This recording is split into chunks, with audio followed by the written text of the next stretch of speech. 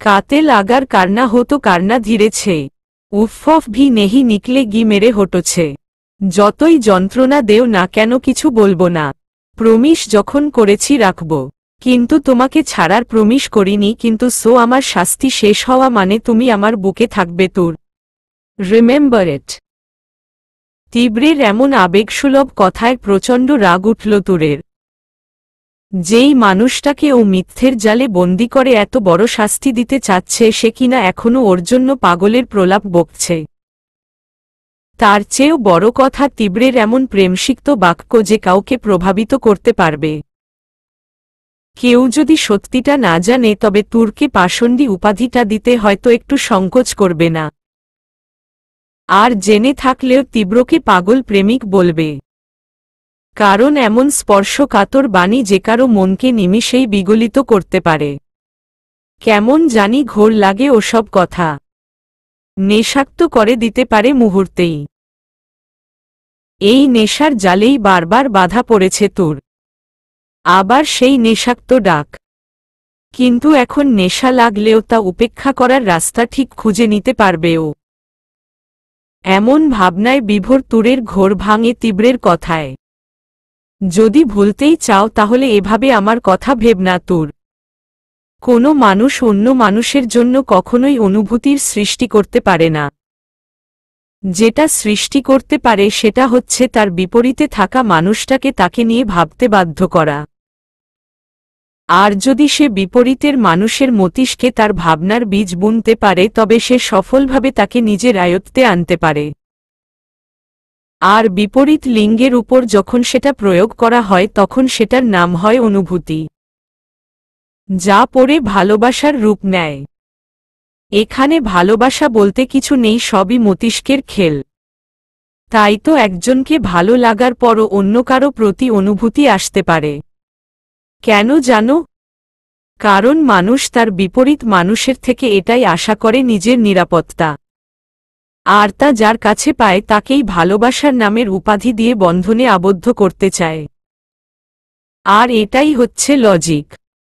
যদিও আবেগী মানুষের মতে ভালোবাসার কোনো লজিক হয় না। দেয়াল ঘেঁষে বসে নিজের এক হাঁটু ভাঁজে রেখে অন্য হাঁটু দোলাতে দোলাতে মাথা নিচু করে কথাগুলো বলল। বোঝাই যাচ্ছে কথাগুলো সম্পূর্ণ তুরকে বিদ্রূপ করার জন্য বলেছে। বেশ রেগে গেল তুর ও কারাগারের শিকে হাত দিয়ে চিৎকার করে জিজ্ঞেস করল, কি বোঝাতে চাইছেন আপনি? আমি বোকা? আপনি আমাকে বাধ্য করেছেন ভালোবাসতে? কথাটা শুনেই তীব্রের ঠোঁটের কোণায় শয়তানির বাঁকা হাসি ফুটে ওঠে। আর তুর থমকে যায় এইটা ভেবে ও সবার সামনে এটা কি বলল। তীব্র ঠিক একইভাবে বসে তুরকে উদ্দেশ্য করে বলে, শুধু যে ভালোবাসতে বাধ্য করেছি তা নয়, তোমাকে আজকে সবার সামনে বলতেও বাধ্য করলাম তুমি আমাকে শুধু ভালোবাসো না, পাগলের মতো ভালোবাসো। আর তুমি এটা মানতে পারছো না যে আমি গেমের মাধ্যমে তোমাকে নিজের প্রতি দুর্বল করেছি, ভালোবেসে নয়, আর সেজন্য তোমার এতটা অস্থিরতা। কি বলতে চাইছেন আপনি? প্রচণ্ড রেগে শান্ত গলায়, এটাই তোমার সাথে করা অন্যায়ের শাস্তি। তুমি আমাকে দিতে চাও না, বরং তোমার প্রতি দুর্বল হয়ে তোমাকে পাওয়ার জন্য কতটা অস্থির হতে পারি সেই অস্থিরতা দেখতে চাও তুমি। কতটা পাগলামি করতে পারি, কতটা বেপরোয়া করে দিতে তোমাকে পাওয়ার নেশা আমাকে। কথাটাগুলো শুনে তুরের গায়ে কাটার মতো বিঁধতে থাকে। মনে হচ্ছে বিষাক্ত কোনো তরল ওর শিরা উপশিরা দিয়ে রক্তের ধারায় ধারায় প্রবাহিত হচ্ছে। ও নিজেকে শান্ত করতে না পারে লোহার কারগারার শিক ধরে ঝাঁকাতে ঝাঁকাতে পাগলের মতো করতে লাগল। অঝরে পানি পড়ছে চোখ থেকে, তবে সেটা দুঃখের নয়, রাগের। তীব্রের কথাগুলো আঘাত করছে ওর মনে, বড্ড বাজছে নিজের আত্মসম্মানে, যাকে কিনা শাস্তি দেওয়ার জন্য মরিয়াতুর। সেই শাস্তির কারণ স্বরূপ তীব্র বলছে এটা তীব্রের কর্মফলের শাস্তি নয়, বরং প্রেমিকের অস্থিরতা দেখার তীব্র আকাঙ্ক্ষা। সেটা শুধু তুরের নয়, যে কোনো মেয়ের জন্য অপমানের। তুর এতটাই পাগল হয়ে গেছে লোহাত শিক হাত দিয়ে ঝাঁকানোর কারণে হাত লাল হয়ে কেটে যাওয়ার অবস্থা। সানি এই অবস্থা দেখে ছাড়ানোর চেষ্টা করছে কিন্তু তুর নাছোড়বান্দা। ও চিৎকার করে বলতে লাগল, আপনি ভাবেন কি নিজেকে? আমি আপনাকে ভালোবাসি না, বুঝলেন? শুনেছেন আপনি?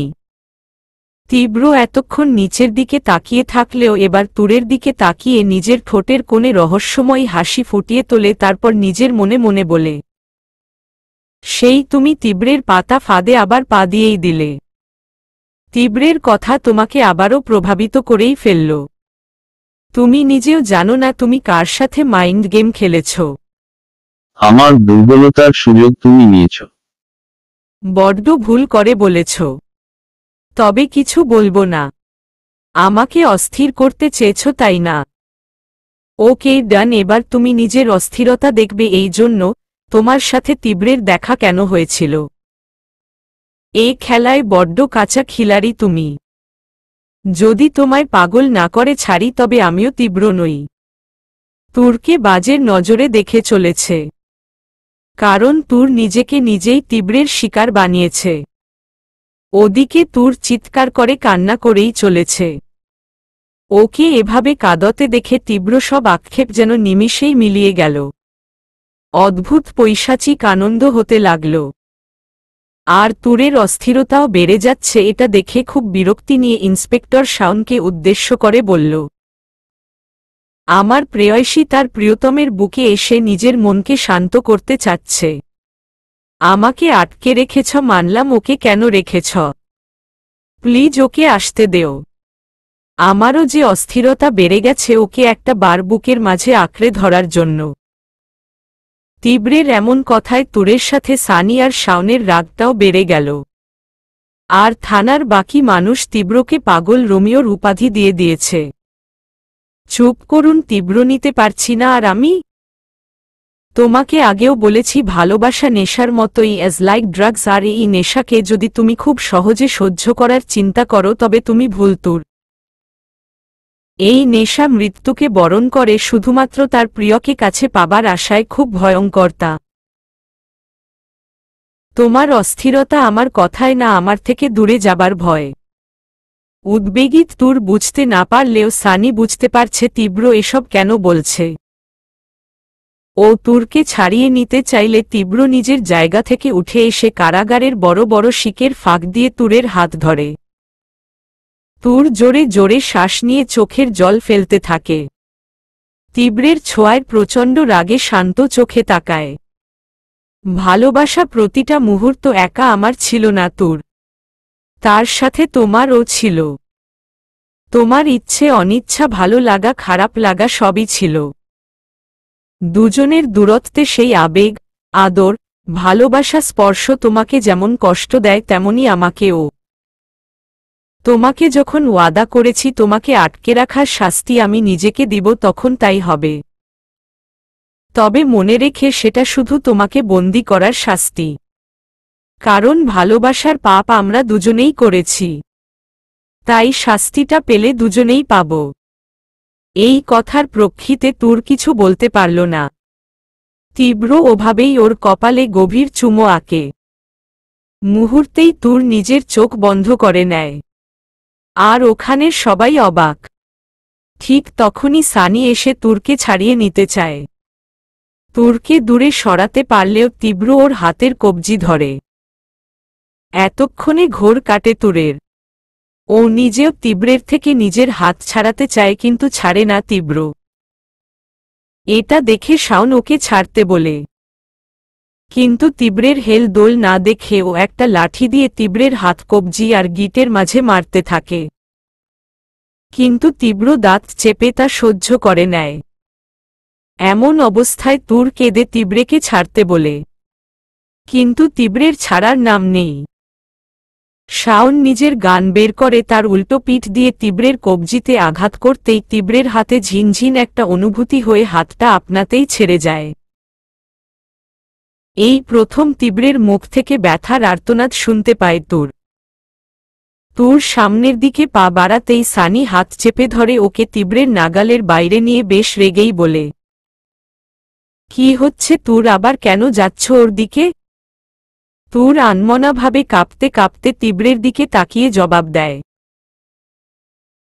তীব্র ব্যথা পেয়েছে, হাতে লেগেছে। পাগল হয়েছিস তুই? কি করতে চাস? প্রচণ্ড রেগে তুরকে ঝাঁকিয়ে বলে। তুরের ঘোর কাটে এই দেখে তীব্র বেশ রেগেই লোহার শিক ধরে বলে, শাস্তি দিতে এসোছ, তাহলে যন্ত্রণা দেখে কাঁপস কেন? এইটা শুনে শাওন ভিতরে ঢোকে, গিয়েই তীব্রেকে একটা লাথি মেরে ফেলে দেয়। পিলে চমকে উঠে তুরের, ও বাক রুদ্ধ হয়ে গেছে। আর শাওন এলোপাতাড়ি ভাবে ওকে মারতে মারতে বলে, তুই ভালো কথা শোনার মানুষ না। একটা মেয়েকে জোর করে আটকে রেখে নির্যাতন করে এখন ভালোবাসার পাঠ পড়ানো হচ্ছে। তোদের মতো পশুদের কথা জানা আছে আমার। না জানি কত মেয়ের জীবন এভাবে শেষ করেছিস। এখন ধরা খেয়ে ভালোবাসার দোয়াই দিয়ে ব্রেন ওয়াশ হচ্ছে। কথাগুলো বলছে আর নির্মমভাবে মারছে তীব্রকে। তীব্র কিছু বলছে না। এটা দেখে শাওন আরও রেগে যায়। তুর কিছু বলতে যাবে তার আগেই শাওন বলে উঠে, সানি, মেয়েটাকে এখান থেকে নিয়ে যা। ও মানসিকভাবে এসব দেখার জন্য প্রিপেয়ার নয়। তুর অস্ফুট স্বরে তীব্র তীব্র ডাকলেও গলা দিয়ে আওয়াজ বেরোল না। সানি জোর করে টেনে হিচড়ে ওকে সেখান থেকে নিয়ে গেল। তুর যেতেই তীব্র শাওনকে থামালো। কিন্তু শাওনের রাগটা আরও বেড়ে গেল। আর এখানের সব পাওয়ার ওর হাতে। ও কনস্টেবলদের ডাকিয়ে তীব্রকে বাঁধতে বলল, এটা তুমি ঠিক করছো না। আইনের লোক হয়ে বেআইনিভাবে আমার সাথে। কথা শেষ হবার আগেই ওর মুখ বরাবর একটা ঘুষি পারল শাওন। গাল কেটে গেল, সাথে মুখ দিয়ে রক্ত বের হতে লাগল। আমাকে আইন শিখাতে আসিস না। তোর যে সোর্স আছে তা দিয়ে কাল কোর্টে যেকোনোভাবে তুই নিজেকে ছাড়িয়েই নিবি। আইনের ফাঁক ফোকর খুঁজে বেরিয়েও যাবি। তাই তার আগে আমি তোর এমন ব্যবস্থা করব যাতে সারা জীবন তুই মনে রাখিস কোনো মেয়ের সম্মান নিয়ে খেলার শাস্তি কি। তীব্রের চুলগুলো ধরে এক নাগারে বলল কথাগুলো। আমার যদি নিজেকে ছাড়ানোর ইচ্ছে থাকত তাহলে আমি এতক্ষণে বাইরে থাকতাম। তাহলে আর কি, নিজের ইচ্ছায় যখন শ্বশুর বাড়ির আদর খেতে চাস সেটা তো ভালো কথা। কে আছি সেই ডাক্তারকে পুলিশের ডাক্তারি দেখানোর ব্যবস্থা কর, যার নাম 3rd ডিগ্রি। তখনই তীব্রকে কোথাও একটা নিয়ে যাওয়া হয়। তীব্র বুঝে উঠার আগেই ওর শার্ট ছিঁড়ে ফেলা হয়। গায়ে গরম পানি ঢেলে দিতেই তীব্র দিক হারিয়ে ফেলে। কিছুটা নিঃশ্বাস নিতেই দেখে শাওনের হাতে মোটা লাঠি, যাতে তেল লাগানো। বুঝতে পারে শাওন এসব পার্সোনাল ইগোর জন্য করছে। তীব্র কিছু বলার আগেই শাওন নিজের শার্ট খুলে নেয়, তারপর তীব্রের কাছে এগিয়ে বলে, আজ তোর এমন অবস্থা করব মেয়েদের নিয়ে নোংরা খেলার স্বাদ মিটে যাবে। তোদের জন্যই তুরের মতো মেয়েরা আজ সমাজে লাঞ্ছিত। আর তার দোষ পড়ে পুরুষ সমাজের। সেটা তোদের মতো কাপুরুষের জন্য। আর তুরের কি, সে তো আমাকে নিয়ে যা বলার বল। কিন্তু তুরের ব্যাপারে একটাও বাজে কথা না। কেন রে, ওই মেয়েটাকে অপবিত্র করার আগে মনে ছিল না যে ওর লাইফ নষ্ট করছিস? তুর না অপবিত্র ছিল, না হয়েছে ওর পবিত্রতা সামান্যটুকু ক্ষুণ্ণ।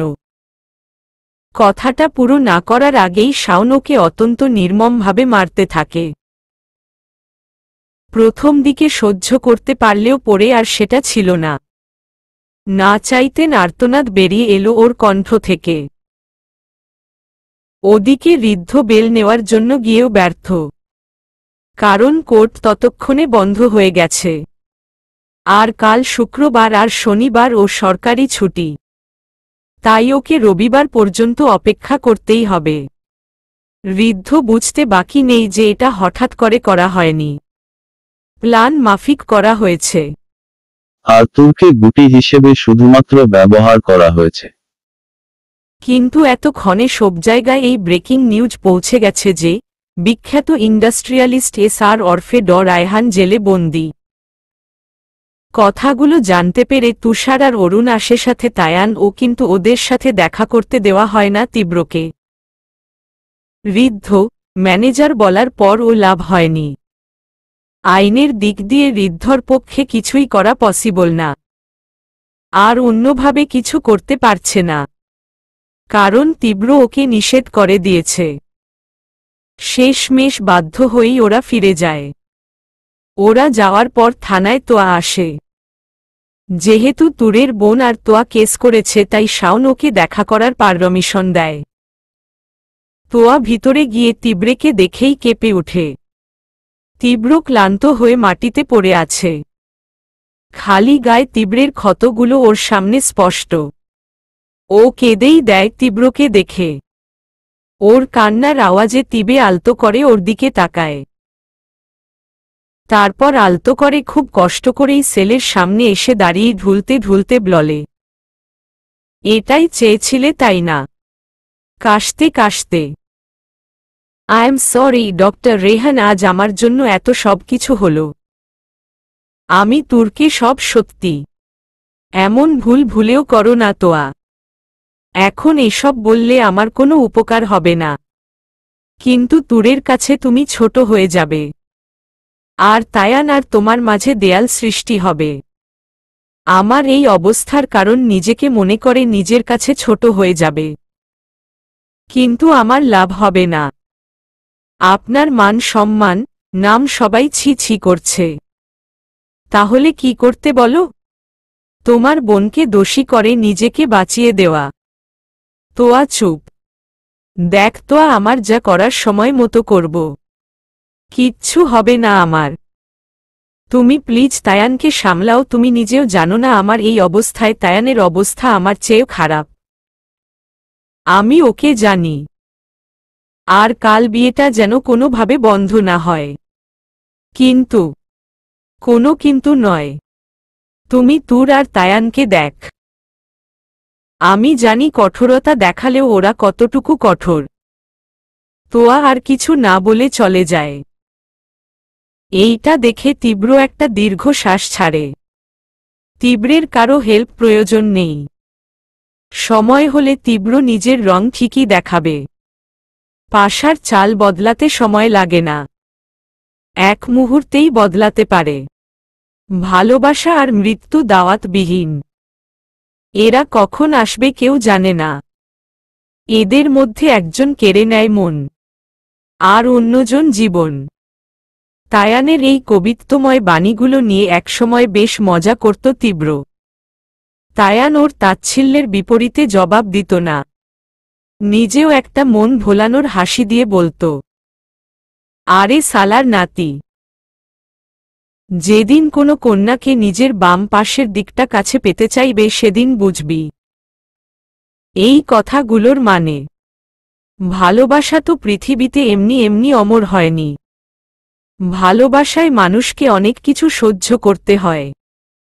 যে ভালোবাসায় বাধা নেই তা ভালোবাসা নয়। দেখবি সব ঠিক আছে, কিন্তু যখন তার কাছে যেতে চাইবি তখনই সব ধুলোয় মিশিয়ে যায়। তাই তো ভালোবাসার আরেক নাম হয় কলঙ্ক। তুমি যেই হও না কেন, প্রেম মানে তোমাকে কলঙ্কিত হতেই হবে। তায়ানের এমন পাগলের প্রলাপে তীব্রের উত্তর হতো একটা, যদি কোনো মেয়েকে ভালো লেগে যায় তবে এত ঝামেলা কেন রে ভাই? এসব কলঙ্ক টলঙ্ক আমার দ্বারা হবে না। তাই তোমার ভাষ্য মোতাবেক এই অধমের কোনো যোগ্যতাই নাই ভালোবাসা নামক ডিগ্রি অর্জন করার। তাই এর ব্যর্থ চেষ্টাও আমি করব না। কথাগুলো ভাবতেই দীর্ঘশ্বাস বেরিয়ে এলো। তখন কথাগুলো পরিহাস করলেও আজ নিজেকে পরিহাস করতে ইচ্ছে করছে, কেন তখন মজা করেছিল? তবে এ নিয়ে তীব্রের মনে যথেষ্ট সংশয় রয়েছে যে ও আদৌ তুরকে ভালোবাসে কিনা। যে মেয়েটা ওর চেয়ে এতটা ছোট, সম্পূর্ণ বিপরীত তার চিন্তা চেতনা, তাকে কিনা ও ভালোবাসে? কিভাবে সম্ভব? মেয়েটাকে তো একটা ভুলের কারণে তুলে এনেছিল। সেই ভুলকে আরেকটা ভুলের হাত থেকে বাঁচানোর জন্য ছুটে গিয়েছিল সেদিন এক জায়গা থেকে আরেক জায়গায়। না চাওয়া সত্ত্বেও ওই ভুলটাকে বাঁচানোর তাগিদে নিজের প্রাণবায়ু দিয়েছিল। বারবার নিজের অজান্তেই ভুলটা ওকে গ্রাস করে নিচ্ছিল। কখনো নিজের অজান্তেই ভুলটা ওকে নিজের কাছে টানত, না হলে তীব্রকেই বাধ্য করত ভুলটাকে কাছে টানার জন্য। হ্যাঁ, সেই ভুলটাই তো মেয়েটা। মেয়েটা পুরোটাই শুধরে না নেওয়ার মতো একটা ভুল ছিল, কিন্তু এই ভুলটাই রাগে পরিণত হয়েছিল সেদিন।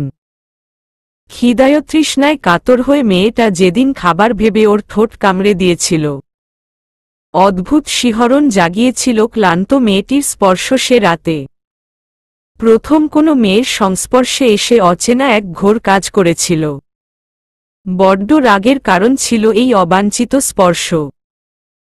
তবুও কেন অদ্ভুর মায় আবদ্ধ হয়ে নিজের বুকে ওর মাথাটা রেখে নিজ হাতেই খাইয়ে দিয়েছিল।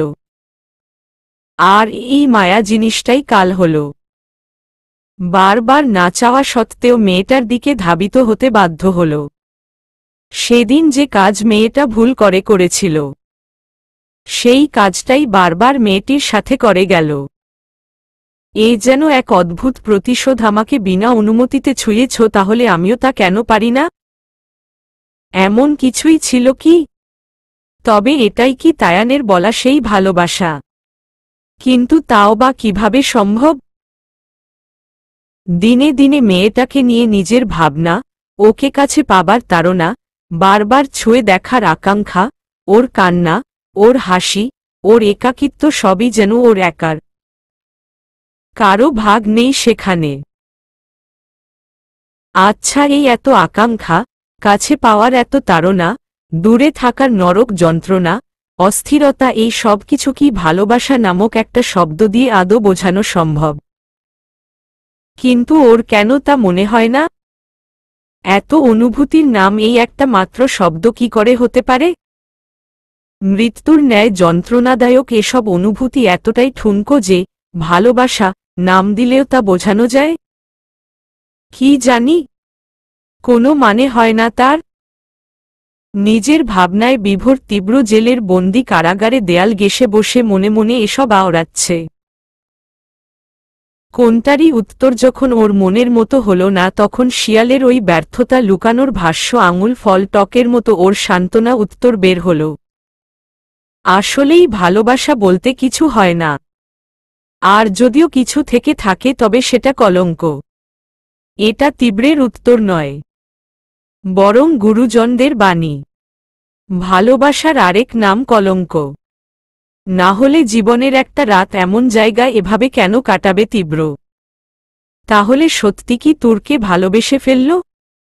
ভেবেই তাচ্ছিল্যের হাসি হাসল, কারণ প্রশ্নের যে উত্তর ও এতক্ষণ বসে খুঁজে বের করল, সেই উত্তরটাও এখন তীব্রের কাছে আরেকটা প্রশ্নে রূপান্তরিত হল।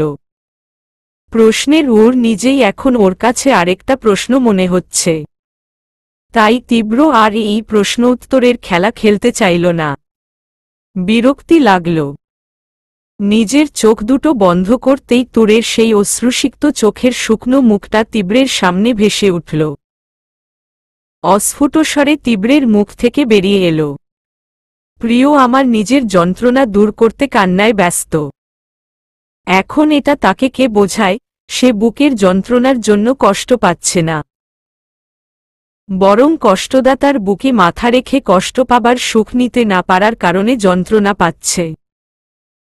সে যাই হোক, আমিও দেখব এই দূরত্ব আমাকে কতটা কষ্ট দিতে পারে আর তাকে কতটা দেয়।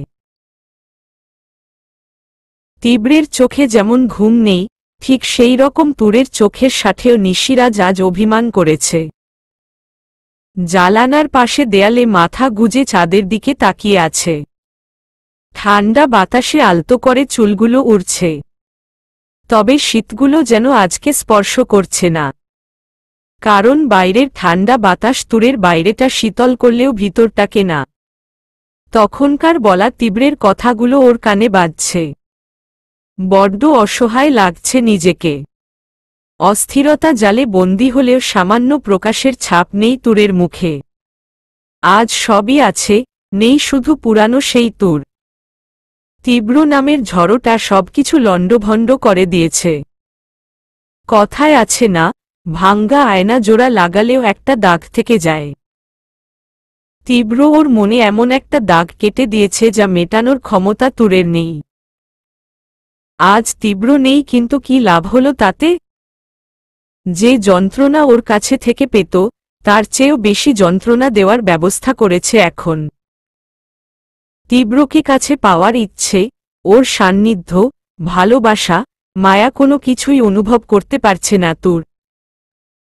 তবুও ওর কথাগুলো আজ তুরের ভিতরের কিছুকে বারবার নাড়িয়ে দিচ্ছে, অস্থির করে তুলছে ওকে। হঠাৎ নিজের শরীরে গরম কিছু অনুভব করতে পারল ও। সাথে সাথে চোখটা খোলে, বুকের মাঝে একটা চাপা ব্যথা অনুভূত হল। নিঃশ্বাসের গতিটাও বাড়তে লাগল। অস্ফুট কণ্ঠে বলে উঠল, তীব্র। তীব্র নামটা উচ্চারণ করেই ও দ্রুত পিছন ফিরতেই থমকে যায় তোয়াকে দেখে। তোয়া ব্যাপার বুঝেও এড়িয়ে যায়। কারণ কিছু কিছু প্রশ্নের উত্তর মানুষের নিজেকে খুঁজতে হয়। অন্য কারো থেকে সেই উত্তরগুলো মন মানতে চায় না। তোয়া স্বাভাবিকভাবেই চাদরটা ভালোভাবে গায়ে জড়িয়ে দিতে দিতে জিজ্ঞেস করল, কিরে এই শীতে একা একা দাঁড়িয়ে কি ভাবছিস? আজকে তো তোর শান্তিতে ঘুমানোর কথা। যে তোর এত বড় ক্ষতি করেছে তাকে তার যোগ্য জায়গা দেখাতে পেরেছিস। তোয়ার কথায় তুর উত্তেজিত না হয়ে আবার জানালার বাইরে শান্তভাবে তাকিয়ে বলল, জানি না রে আপু, এতটা শান্তির পরও কেন এতটা অস্থির লাগছে? যেন এটা শেষ নয়, আরো বড় কোনো ঝড় অপেক্ষা করছে আমার জন্য। যত মনকে শান্ত করতে চাচ্ছি ততই যেন আরো বেশি অশান্ত হয়ে পড়ছে। বড্ড বেশি ভয় করছে। ধুর, এত বেশি ভাবিস না। দেখবি যা হবে ভালোর জন্যই হবে। চল ঘুমাতে চল। না রে আপু, ঘুম আসছে না। এভাবে থাকলে এমনি ঘুম আসবে না। তোয়া জোর কারেই তুরকে বিছানায় নিয়ে শুয়ে দেয়। বেশ কিছুক্ষণ কেটে যাবার পর তুর বলে ওঠে, আপু, মাথায় একটু বিলি কেটে দিবি? তোয়া ওর মাথায় বিলি কাটতে কাটতে কিছুক্ষণ পর বলে উঠে, হ্যাঁ রে, ইদানিং একটা জিনিস লক্ষ্য করছি, বিলি কেটে না দিলে তুই ঘুমোতে পারিস না। এমনটা তো আগে ছিল না। তুর চোখ বন্ধ করে নিজের খেয়ালে ডুবেছিল। তোয়ার কথার জবাবে আনমনেই ও বলে উঠে, অভ্যাস হয়ে গেছে। তুর কি বলল তা ভাবার পর্যায়ে নেই। ওর দায়িত্ব উত্তর দিয়েই শেষ।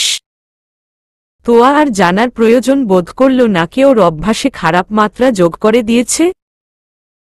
এমনিতেই তা স্পষ্ট। শুধু মনে মনে ভাবল, যে ওর এই বদ অভ্যাস তৈরি করেছে, সে হয়তো ভেবেছে নিজের তৈরি করা অভ্যাস কখনো বদলানোর প্রয়োজন হবে না। সারা জীবন নিজেই ওর অভ্যাস রক্ষা করে যাবে। না হলে এটা ভেবেছে, কোনোদিন যদি তার থেকে দূরে যায় তবে এই বদ অভ্যাসের জন্য হলেও তাকে ভাবতে বাধ্য হবে। এখন প্রকৃত কারণ কোনটা সেটা অভ্যাসদাতাই ভালো বলতে পারবে। আপনাতেই তোয়ার ভিতর থেকে একটা দীর্ঘশ্বাস বেরিয়ে আসে।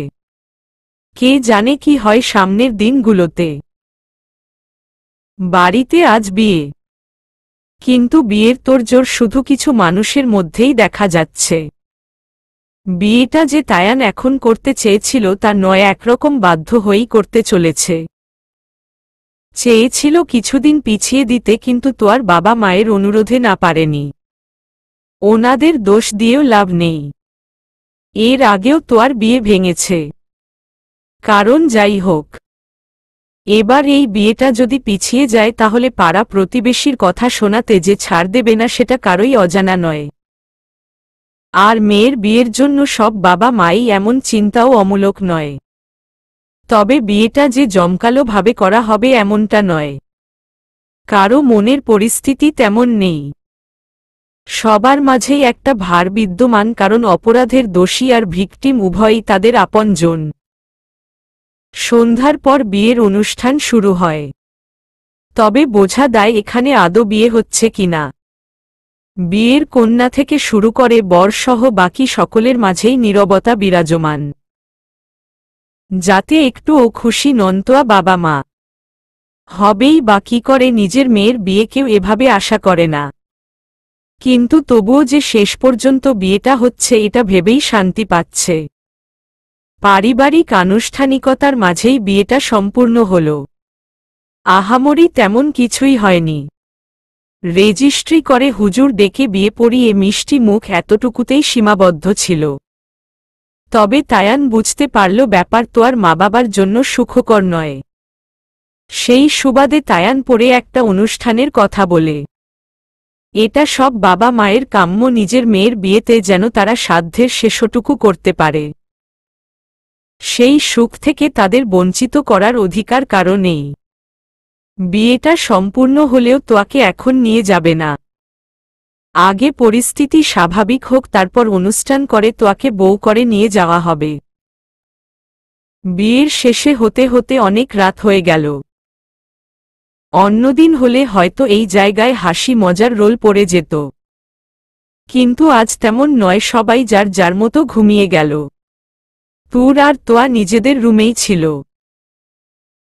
গভীর রাত। তায়ানের ঘুম আসছিল না। তাই ও বাড়ির বাইরে বাগানে পায়চারি করছে আর তীব্রের কথা ভাবছে। কিছুতেই হিসেব মেলাতে পারছে না। কি করেই মিলাবে, যেই ছেলেটাকে সারাজীবন নারী বিদ্বেষী বলে জেনে এসেছে, সে এভাবে কারণ ছাড়া একটা মেয়েকে আটকে রাখল, তাও ভালোবাসার দোহাই দিয়ে। তীব্র এমন ছেলে মানুষই করবে, এটা আদৌ কি সম্ভব? যদি ওর কথাগুলো মেনেও নেয় তাহলে কোথাও একটা কিন্তু থেকেই যায়। আর যদি ধরেও নেওয়া হয় তীব্র সত্যি একটা মেয়েকে ভালোবেসে এমন করেছে, তাহলে সেই মেয়েটাই কেন, যাকে তায়ান ওর জন্য পছন্দ করেছে। তীব্র সবসময় নিজের জন্য তায়ানের পছন্দ প্রাধান্য দিয়েছে। তাহলে এবারও কি তীব্র নিজের অজান্তেই তায়ানের পছন্দ মেনে নিল? এতটা কাকতালীয়ভাবে কিভাবে সম্ভব? তার চেয়েও বড় প্রশ্ন এটা, তীব্র বলল ও যা করেছে সব ভালোবেসে, এমনকি বিয়েটাও। অথচ বিয়ের কথা বলতেই তীব্র সবসময় সাফ নাকচ করে দিত। যার কাছে বিয়ে, ভালোবাসা, ইমোশন এর কোনো ভ্যালুই ছিল না। সে একটা মেয়েকে দেখে ভালোবেসে ফেলল। তাকে বিয়ে করতে বাধ্য করার জন্য যা করার দরকার তাই করল। নিজের গায়ে আঁচড় লাগার জন্য কাউকে ছাড় দিত না। সে কিনা এত কষ্ট সহ্য করছে ভালোবাসার টানে। রাতারাতি কিভাবে এতটা পরিবর্তন হতে পারে কোনো মানুষ? এত বছরের চিন্তাভাবনা মাত্র কয়েকদিনের মধ্যে এত পরিবর্তন হতে পারে, তাও তীব্রের মতো এমন ইন্টেলিজেন্ট মানুষের, যার লাইফে লজিক ছাড়া কিছু নেই। তায়ান এটা বুঝতে পারছে যেটা দেখছে সেটা পুরোপুরি সত্যি নয়। আর সত্যিটা যে কতটা মারাত্মক তার ধারণা ওর নেই। এখানে অনেক বড় কিছু রয়েছে, না হলে তীব্র নীরবে এসব সহ্য করত না। আর আবেগের বশবর্তী হয়ে বা অপরাধ বোধে তীব্র এমন করবে ভাবাটাও বোকামি। হাতের তুড়িও যে কারণ ছাড়া বাজায় না। নিজের এত ক্ষতি সে এমনি হতে দেবে?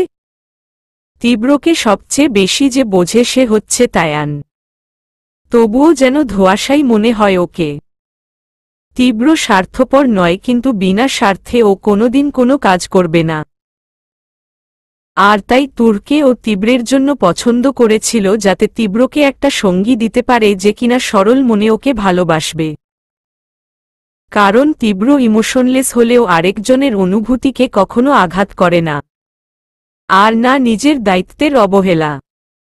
তুর্কি ও খুশিতেই রাখবে। কারণ তীব্রের মতো মানুষেরা নিজেদের লুকিয়ে রাখে নিজেদের দায়িত্ববোধ আর বুদ্ধিমত্তার আড়ালে, যারা নিজেদের কখনো জাহির করে না। তাই তো দুনিয়ার কাছে তাদের পরিচিতি হয় মি পারফেক্ট নামে। এই তীব্রকে তায়ান চেনে না, যে বিপদের আগেই তা প্রতিকারের ব্যবস্থা করত। সে এত বড় বিপদে চুপ করে বসে আছে? হয় তীব্র অবিবেচকের মতো কাজ করছে, নয়তো এমন কিছুর জন্য যা ধারণার বাইরে। মানুষ সবকিছুকে সাধারণভাবে নিতে চায়, কিন্তু যখন তার সাথে অ অক্ষর যোগ হয় বিপত্তি বাধে তখন। কারণ সাধারণের সাথে অটা যোগ করলেই সেটা অসাধারণ হয়। তায়ান শব্দটার সব অক্ষর জানলেও শুধু অ অক্ষরটা রয়েছে তীব্রের কাছে, আর ওই একটা মাত্র অক্ষরই হচ্ছে গোলক ধারার সেই রহস্য। সবটা সমাধান করার পর হার মেনে মানুষ সান্ত্বনা হিসেবে বলে, একটা জিনিসের জন্য পারলাম না।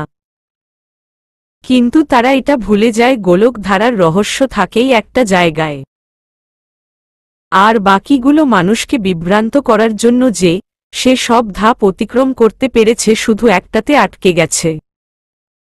এই সান্ত্বনার দুটো কারণ, এক যাতে সে নিজের আত্মবিশ্বাস না হারায়, আর দুই অন্যরা যাতে বুঝতে না পারে গোলকের ভিতর আসল রহস্য কোথায়।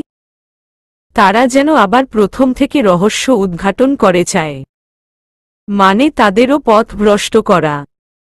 আনমনে তায়ান হাঁটতে হাঁটতে হঠাৎ করে পড়ে যেতে ধরে। তখনই কেউ ওকে নিজের বাহু বন্ধনে আবদ্ধ করে। বুঝতে বাকি থাকে না কে। তোয়া, এত রাতে তুমি এখানে? হুমম, আমার বাড়িতে আমি থাকাটা কি স্বাভাবিক নয়? ওকে ছেড়ে দাঁড়ায়। তুমি কখন এলে? অনেকক্ষণ। তুমি নিজের ভাবনায় বিভোর ছিলে তাই ডাকিনি। তা রায়হানের কথা ভাবছিলে? তায়ান কিছুই বলল না। কিছুক্ষণ তোয়ার দিকে একদৃষ্টিতে তাকিয়ে থাকে। তায়ান কিছু বলতে যাবে তার আগেই তোয়া খুব শক্ত করে ওকে জড়িয়ে ধরে বলে, এত ভেব না, দেখবে সব ঠিক হয়ে যাবে। তায়ান কিছু বলল না, শুধু একটা দীর্ঘ শ্বাস ছেড়ে হুমম শব্দটা উচ্চারণ করল।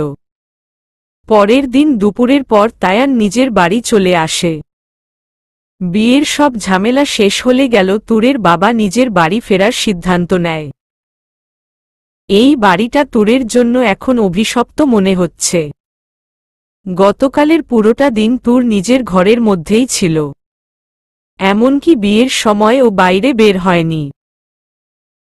পুরোটা সময় খোলা জানালার বাইরেটা দেখেই কাটিয়ে দিয়েছে।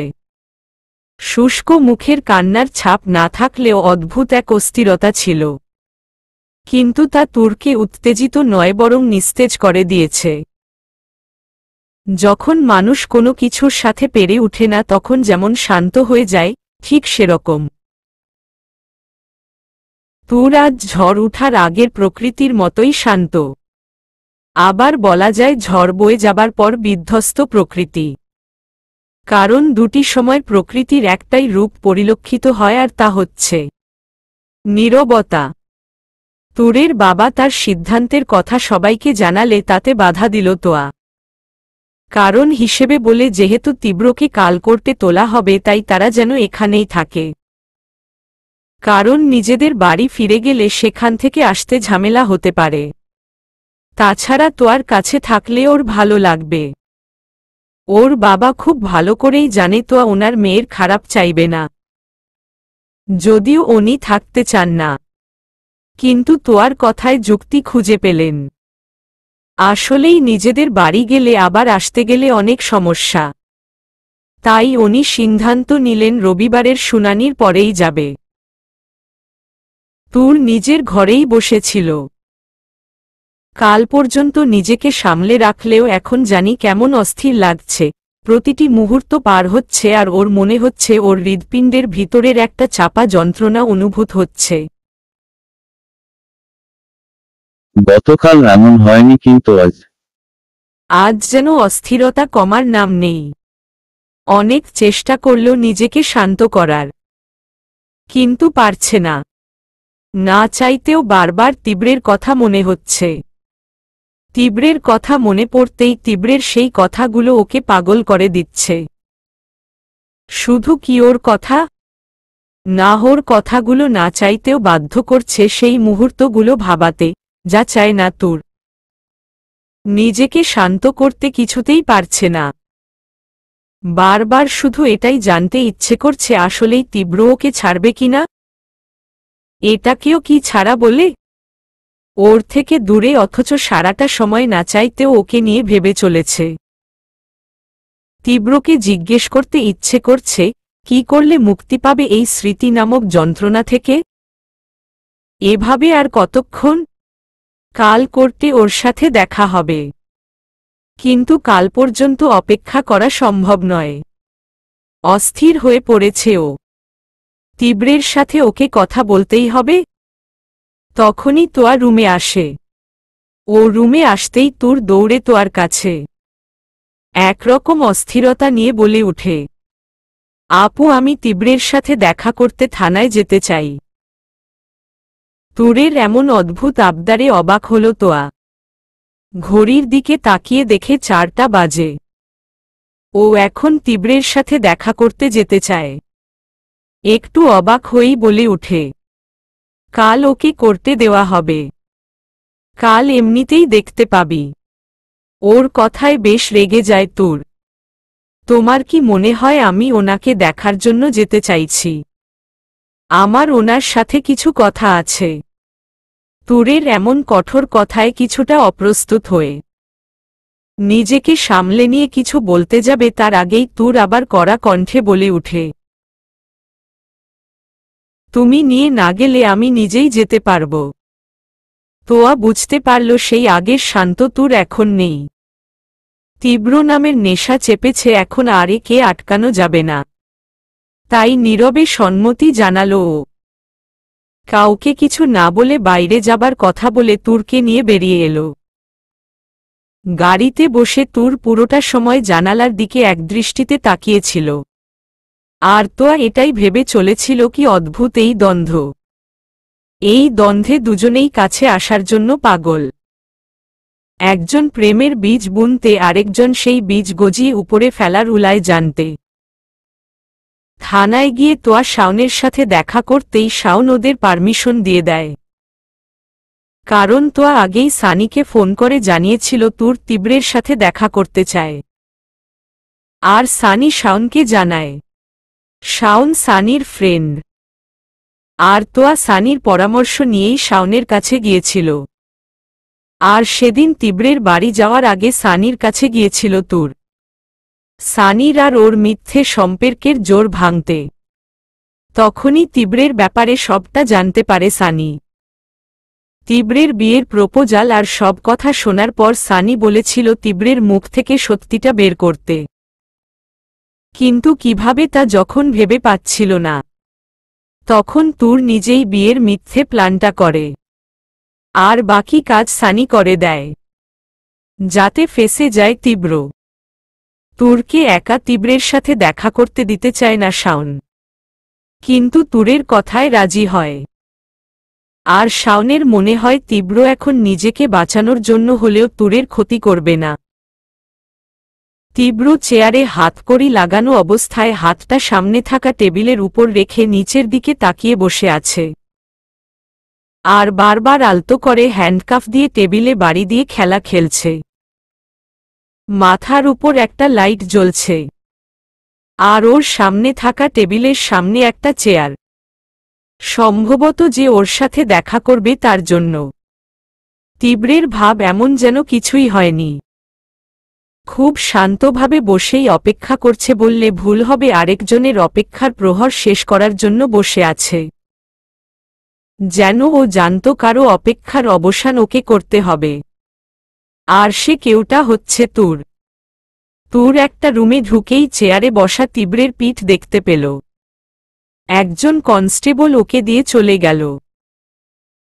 এতক্ষণ মনে অদম্য সাহস থাকলেও এখন কেন জানি তা ভয় পরিণত হল। ও এখানে তীব্রকে কিছু শোনাতে এসেছিল, কিছু প্রশ্নের উড় নিতে এসেছিল। কিন্তু এখন এটা বুঝতে পারছে না যে কি জিজ্ঞেস করবে। আদৌ কি এটা বলতে পারবে? ওর কথায় অস্থির হয়ে বাধ্য হয়ে ও তীব্রের দ্বারে আসতে বাধ্য হয়েছে। এসব ভাবতে ভাবতে 1 পা 2 পা করে তীব্রের দিকে এগোতে থাকল।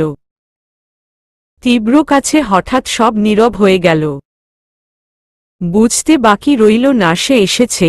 তীব্র পিছনে না তাকিয়েই টেবিলে আলতো করে হাত বাড়ি দিতে দিতে বলে উঠল, জানতাম আমাকে ছাড়া থাকা তোমার সম্ভব না। সেই তো এলে, কিন্তু এতটা জ্বালিয়ে। তারপর কথাটা শুনে তুর রেগে গিয়ে ওর সামনে টেবিলের ওপাশে দাঁড়িয়ে রাগে ফুঁসতে থাকে।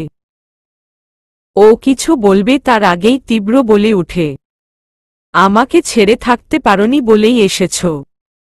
তীব্র ওখনো নিচের দিকে তাকিয়েই আছে, ঠোঁটে অদ্ভুত হাসি, যা দেখে সইল না তুরের।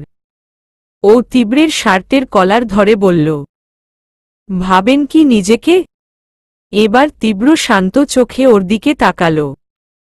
টেবিলের এপাশে ও ওপাশে তীব্র।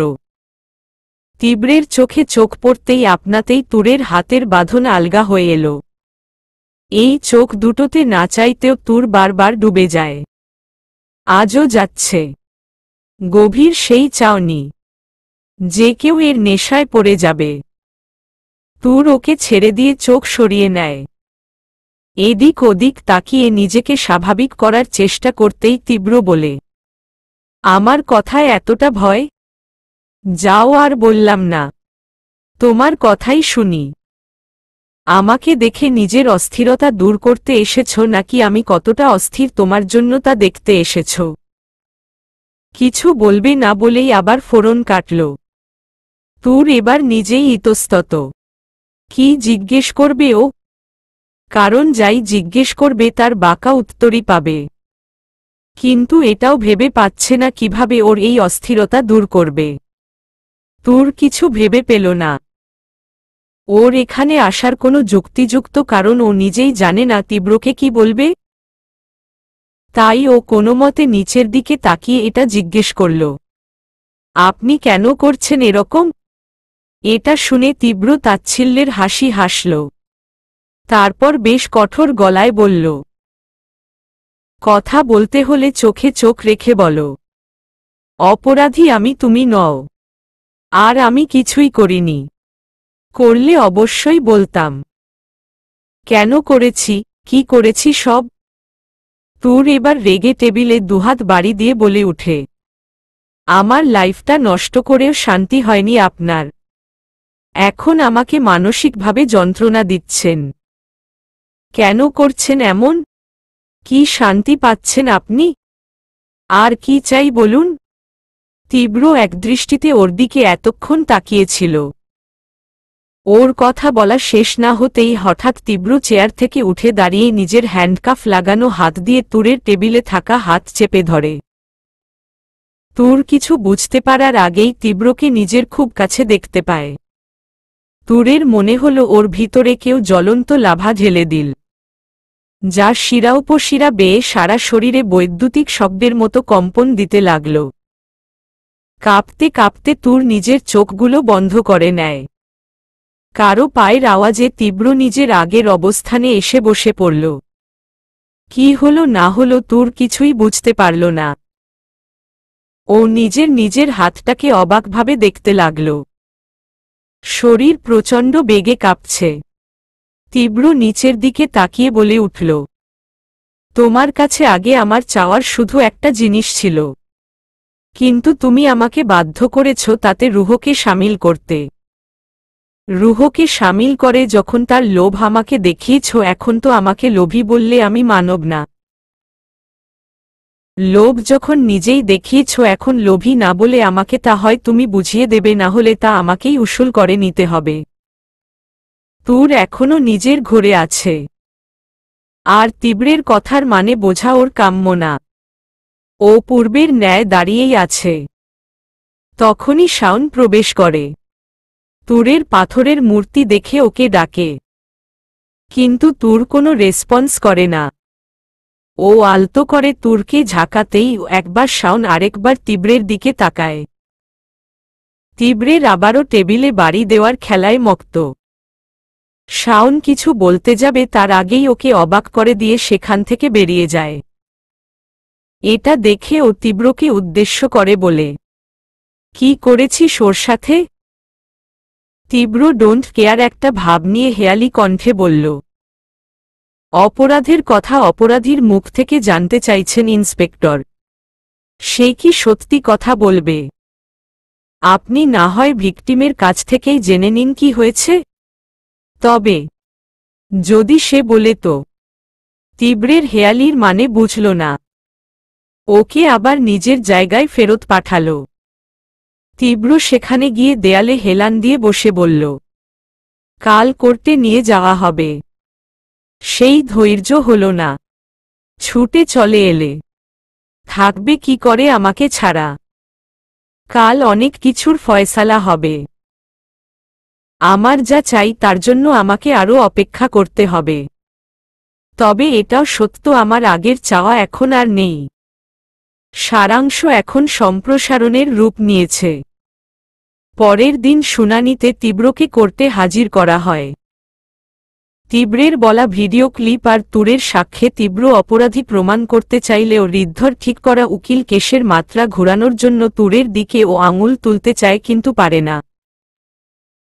কারণ তার আগেই ভরা আদালতে তীব্র নিজের মুখেই স্বীকার করে যে ওর তুরকে আটকে রেখেছিল এবং তুর যা যা বলছে সব সত্যি। এরপর আর কারো কিছু বলার থাকে না। তীব্র নিজ হাতে নিজের বাঁচার রাস্তা শেষ করে দেয়। ওকে নিজের সাপেক্ষে কিছু বলতে বলা হলে ও শুধু এটাই বলে, তুরের প্রতি দুর্বলতা আর পরিস্থিতি ওকে এটা করতে বাধ্য করেছে।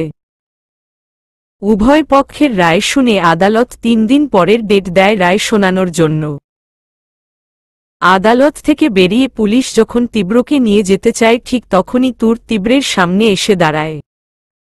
ওকে দেখে একটা জোরপূর্বক হাসি দিল তীব্র। আর তুর বলে উঠল, শাস্তি যখন পাবেন তখন বুঝবেন আমি কেন অস্থির ছিলাম। তাতে তুমি খুশি হলেই হবে। তুর কিছু বলতে চেয়েও পারল না। ও নিজের পথে হাঁটা দিতেই থমকে গেল। মাথায় হাত দিয়ে মাথাটা চেপে ধরল। তুর থমকে যাওয়াতে তীব্র দাঁড়িয়ে গেল। হঠাৎ করেই তুরের সামনে সবকিছু ঝাপসা হয়ে এলো। ও অস্ফুট স্বরে শুধু তীব্র নামটা বলে উঠল। তুর নিচে পড়ে যেতে ধরলেই তীব্র পুলিশের হাত থেকে কোনোরকম ছুটে এসে তুরকে মাটি থেকে পড়া আটকাল। তুর জ্ঞান হারিয়েছে।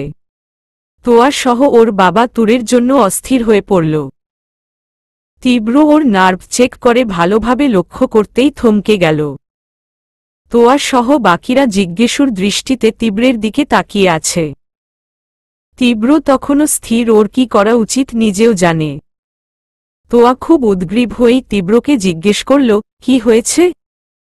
কিন্তু তীব্র কোনো কথা বলতে পারল না। তোয়া তীব্রের চোখে মুখে যেমন একটা খুশির ঝলক দেখতে পাচ্ছে তেমনি দুশ্চিন্তাও। ও আবার জিজ্ঞেস করতেই তীব্র অপরাধীর দৃষ্টিতে খুশির ঝলক আড়াল করেই জবাব দিল, তুর প্রেগন্যান্ট। কথাটা শোনা মাত্রই সেখানে সবাই যার যার মুখ চাওয়াচাওয়ি করল। তীব্র ভালোভাবেই বুঝতে পারছে ব্যাপারটা এখানে কারো জন্যই সুখকর নয়, একমাত্র তীব্র ছাড়া।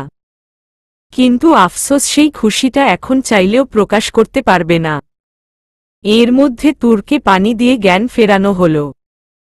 কিন্তু তুর সবাইকে চিন্তিত দেখে বলল, আমার কিছু হয়নি, একটু মাথা ঘুরে গিয়েছিল গরমের কারণে। এত চিন্তা কর না। তখনই খেয়াল করে তুর তীব্রের বুকের মাঝে। ও দ্রুত নিজেকে ছাড়িয়ে নেয়। ও কিছু বলতে যাবে তার আগেই ওর বাবা হাত ধরে গাড়িতে বসিয়ে দেয়। সাথে তোয়া আর বাকিরাও চলে যায়। তীব্রকে জেলে নিয়ে যাওয়া হয়। তুর সবার আচরণে বেশ অবাক হয়। ওর বাবা সারা রাস্তায় গম্ভীরভাবে বসেছিল, আর তোয়াও একদম চুপচাপ। তুর বারবার তোয়াকে জিজ্ঞেস করল, কি হয়েছে, ওরা এরকম বিহেভ কেন করছে, কিন্তু কোনো উত্তর পায়নি।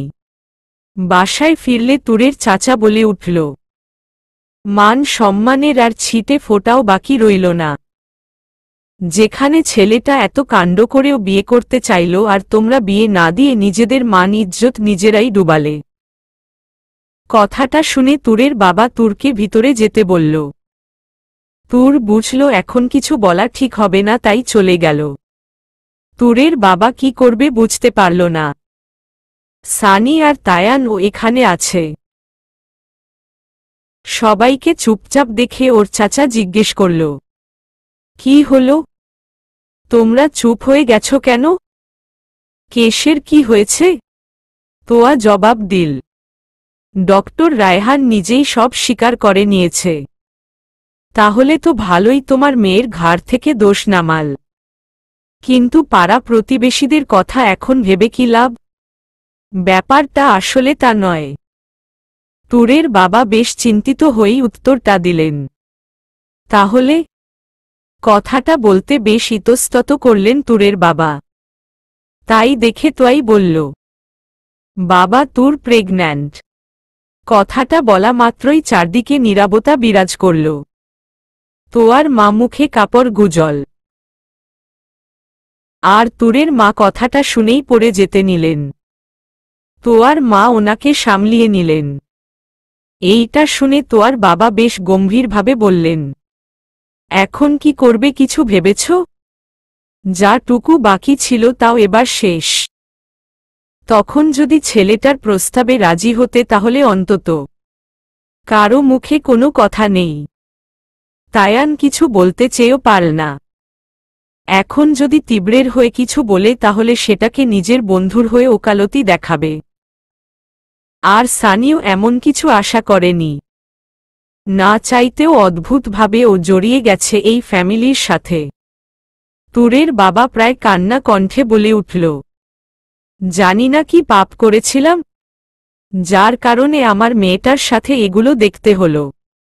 ও যখন জানতে পারবে তখন। তুরের মা অঝরে কাঁদছে। ব্যাপারটা এমন একটা জায়গায় দাঁড়িয়েছে কারো কাছে করার তেমন কিছুই নেই।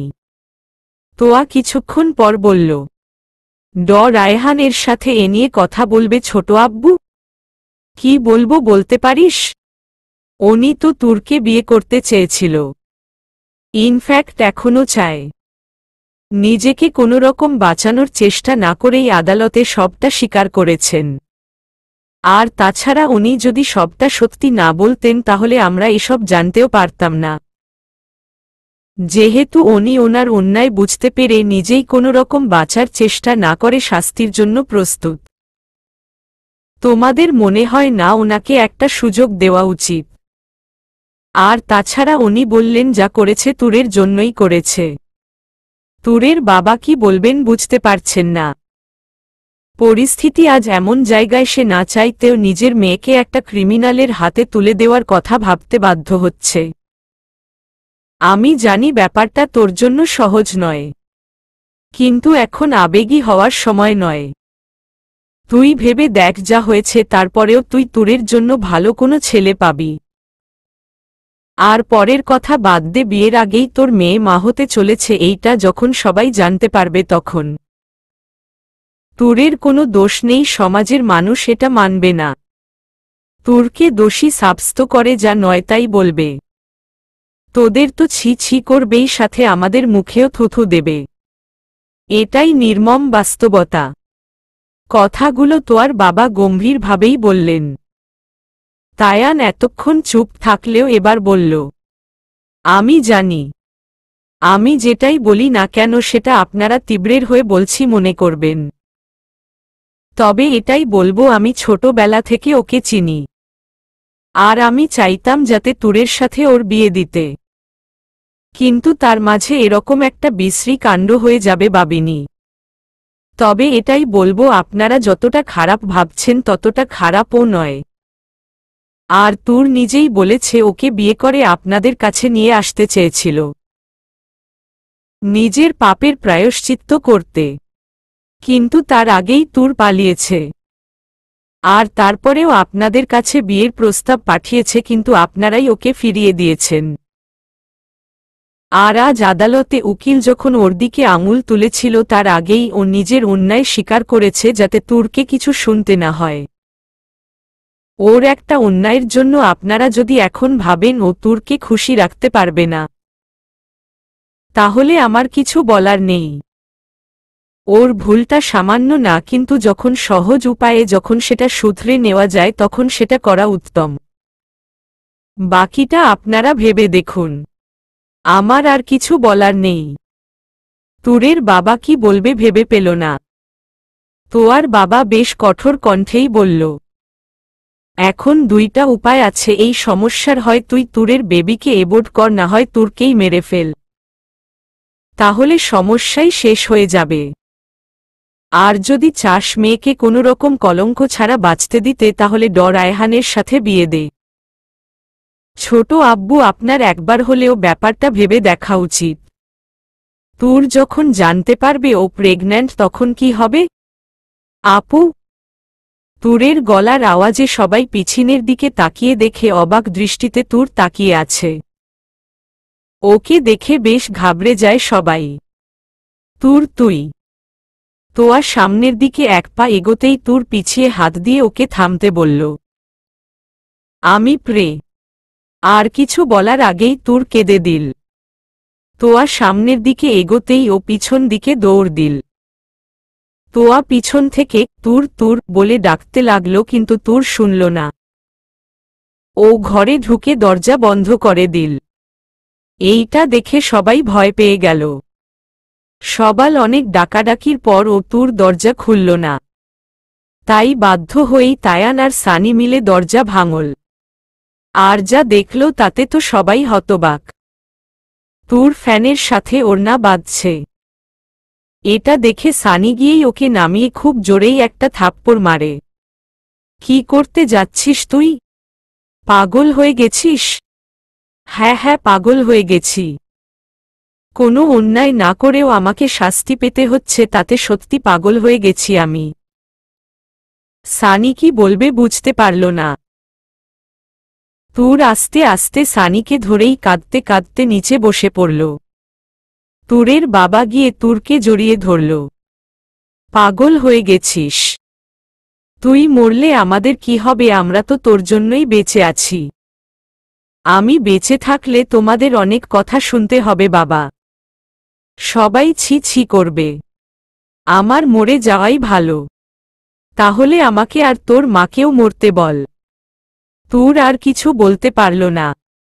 নিজের বাবাকে জড়িয়ে কাঁদতে লাগল। তুরের বাবা মেয়েকে সান্ত্বনা দিয়ে বললেন, তোকে কিছু ভাবতে হবে না। কেউ তোকে কিচ্ছু বলবে না। তুই যা চাইবি তাই হবে। তারপর ওকে বিছানায় শুইয়ে ওনারা বেরিয়ে আসেন। তুরের মা ওর মাথায় হাত বুলাতে থাকে। আর তোয়া ওর পাশে বসে রয়েছে। তুরের বাবা বাইরে এসে শুধু একটা কথাই বললেন, যা হয়েছে তাতে আমার মেয়ের কোনো দোষ নেই। তাই ও যা বলবে তাই হবে। অন্যের পাপের দায় আমার মেয়েকে দিয়ে ওর ছোট মনকে আর বিষিয়ে দিতে চাই না।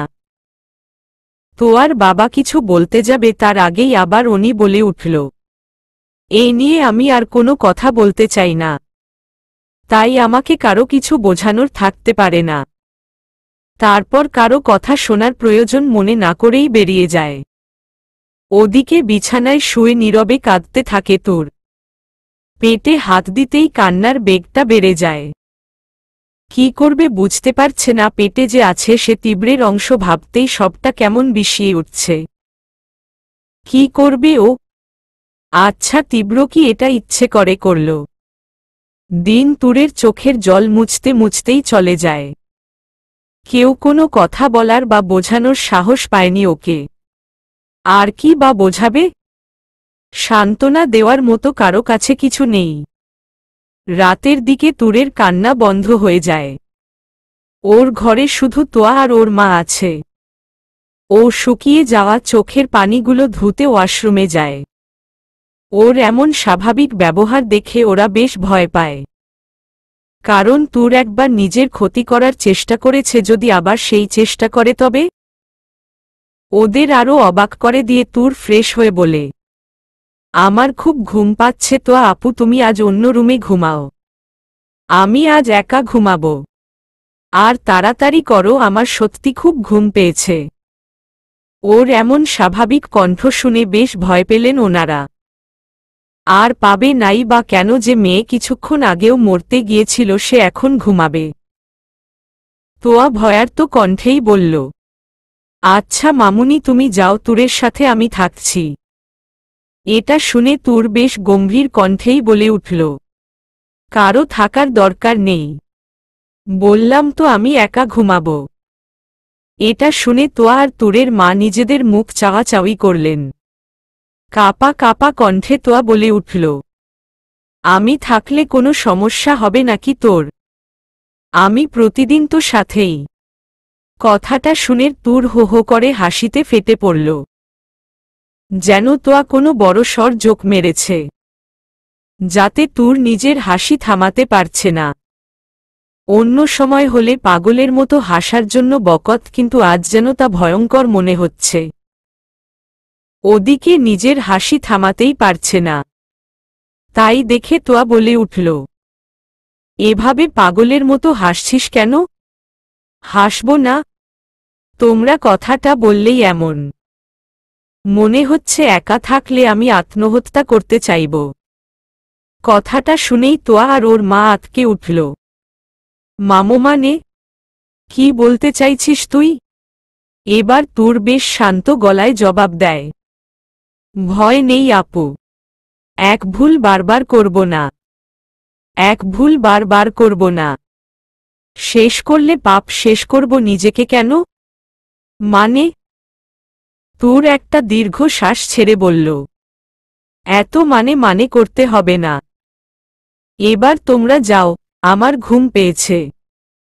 তারপর ওদের জোর করেই তুর বাইরে বের করে দরজা লাগিয়ে দিল। তারপর লাইট নিভিয়ে এসে শুয়ে পড়ল, যেন কত জন্মের ঘুম ও আজকে ঘুমাতে চলেছে। পরের দিন সকালে সবাই টেনশন করছে, কিন্তু কেউ তুরের দরজা ধাক্কানোর সাহস পেল না। সকাল হয়ে গেছে অথচ তুর দরজা খুলল না। তুরের মা দরজার কাছে গিয়ে ধাক্কা দিবে, সেই মুহূর্তে তুর মাথা মুছতে মুছতে বেরিয়ে এলো। দরজার সামনে ওদের দেখে কোনো রিয়েক্ট করল না। গিয়ে খাবার টেবিলে বসল। ওর কাজের আগা মাথা কিছু বুঝল না। ও নিজের মতো নাস্তা নিয়ে ব্রেকফাস্ট করতে শুরু করল। খাওয়ার সময় ওর বাবা বলল, তুর। হ্যাঁ বাবা বল। কালকে যা হয়েছে? যা হয়েছে হয়েছে, তা নিয়ে এখন আর কোনো কথা বলতে চাই না। আমার একটু কাজ আছে, একটু পর বাইরে যাব। কোথায়? এসে বলবো। আর কিছু না বলেই চলে গেল। তারপর আবার রুমে গিয়ে দরজা দিল। একদম দুপুরের পর দরজা খুলে বাইরে বের হল। তারপর একটা বড় শ্বাস নিয়ে সিএনজি নিল। সেখান থেকে হাসপাতালে গেল। গিয়ে দেখে সানি এসে গেছে। ওকে দেখে সানি জিজ্ঞেস করল, কিরে আমাকে এখানে কেন আসতে বললি? আর হাসপাতাল কেন? তুর কিছুক্ষণ সানির দিকে স্থির দৃষ্টি দিল। তারপর বলল, অনেক জ্বালিয়েছি তোমায়, শেষবারের মতো আমার একটা উপকার করবে? সানি বেশ ইতস্তত হল। তুর কি করতে বলছে বুঝল না। আচ্ছা বল। ওর কথায় তুরের ঠোঁটে অদ্ভুত হাসি ফুটে উঠল। কিছু না বলেই সানিকে নিয়ে হাসপাতালে ঢুকল। হাসপাতাল থেকে বেরিয়ে আসতেই সানির মুখে একরাশ বিরক্তি ফুটে উঠেছে। কিন্তু তুরকে কিছু বলল না। তুরও কিছু বলল না। সানি বেশ বিরক্তি নিয়েই মনে মনে বলল, শালা কোনো জন্মে যে পাপ করছিলাম যার জন্য আমার এই পাগলের পাল্লায় পড়তে হইল। শালা ওই ডাক্তার থালারে আমার সাইকো মনে হইছে। কিন্তু এইটাও যে পাগল হয়ে গেছে সেটা আজ জানলাম। তুর বুঝল সানি বেশ বিরক্ত। সানি নিজের বিরক্তি কাটিয়ে বলল, আপনি এইবার কই যাইবেন? থানায়। তীব্রের কাছে? সালার সবার কাছে হুনি ড রায়হান, আর তুই পাগলি যার মুখে শুনি ওইটার নাম তীব্র। হে রে, তুই এই নাম পাইলি কোথা থেকে? তীব্র না ড রায়হান নাকি এসার কি আসে যায়, মানুষটা তো এক। সানির আর সহ্য হল না। তুরের ক্ষেত্রে ও যতটা ধৈর্য দেখিয়েছে অন্য কোনো সময় এতটা ধৈর্য ছিল কিনা জানা নেই। না চাইতেও তুরের সব কথা শুনে যাচ্ছে। অন্য কেউ হলে বলতো, ক্ষমা দে মা, মরলে মর, এই অধমরে আর জ্বালাইস না। আর কি বা করবে বেচারি, এমনি মরা, তাই এইটুকু ধৈর্য ও সই নিল। তারপর আর কি নিজের সাথে বাইক নিয়ে এসেছিল, সেই বাইকে করে রওনা দিল থানায়। থানায় পৌঁছাতে শাওন তুরকে দেখে বেশ অবাক হল। তারপর বলল, তুমি এখানে? আর সানি, তুই ওকে এখানে নিয়ে এসেছিস কেন? দায় থেইকা মরছি না, এই জন্য নিয়ে আইসি। আমার বিয়া করা বউ, তাই আবদার করছে, ফেলাইতে পারি নাই। অনেকটা রেগে ব্যঙ্গ করে বলল। সানির এমন কথায় শাওন পরিচিত, তাই কিছু বলল না। তাই তুরকেই জিজ্ঞেস করল। তুর কিছু বলতে যাবে তার আগেই সানি বলল, হো কর কর, ভালো কইরা জিগা, হঠাৎ কইরা লাল কাপড় দেখাইয়া সারের গুথা খাওয়ার শখ কেন জাগছে? যা খাইছিল তা কম হইছে নাকি? আরে ও যদি আমার কেউ হইতো, সত্যি গলা চাইপা মাইরা লাইতাম। শালা মাইয়া মানুষ বলতেই ঝামেলার গোড়া। ওনার কথা ছাড়ুন শাওন ভাইয়া, আমি তীব্রের না, মানে ওনার সাথে দেখা করতে চাই। এই দেখ দেখ কি মাইয়া, আমার কথা ছাড়তে বলছে। কত ভালো চেনে আমাকে। আমার গার্লফ্রেন্ড গুলাও এত প্যারা দেয় নাই, আর এই ছেমরি। শাওন খুব ভালোই বুঝতে পারছে কিছু একটা হয়েছে, না হলে এই অবস্থায় সানি তুরের উপর এতটা ক্ষেপত না। তুর, তুমি বারবার কেন ওই লোকটার সাথে দেখা করতে চাও? দরকার আছে? প্লিজ ভাইয়া। হুমম, ওকে আলাদা সেলে রাখা হয়েছে। তবে তুমি সেলের বাইরে দাঁড়িয়ে কথা বলতে পারবে? জি, ধন্যবাদ। তারপর ও সানিকে ওর সাথে যেতে বলে, কিন্তু সানি কোনো গুরুত্ব না দিয়ে নখ কামড়াতে থাকে। তাই তুর জোর ওর হাত ধরে জোর করে নিজের সাথে নিয়ে যায়। এটা দেখে শাওন বেশ অবাক হয়, কারণ ও সানিকে চেনে, ও যা বলবে তাই। কিন্তু এখন মনে হচ্ছে তুরের কথায় না চাইতেও সব করছে। সেলের চারদিক অন্ধকার। তীব্রকে যেখানে রাখা হয়েছে সেখানে গিয়ে দেখে তীব্র উপরের দিকে তাকিয়ে চোখ বন্ধ করে আছে। পায়ের আওয়াজে তীব্র সামনের দিকে তুরকে দেখতে পেয়ে নিজের শরীরের ভালোভাবে ঢেকে নেয়, যাতে ওর শরীরের আঘাত তুর না দেখে। ওকে এখন এসব দেখাতে চায় না তীব্র।